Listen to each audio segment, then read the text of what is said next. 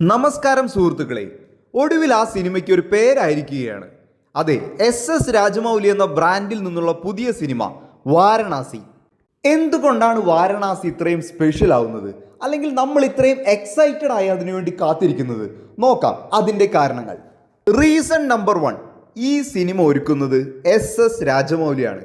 ആ പേര് ഒരു ബ്രാൻഡാണ്.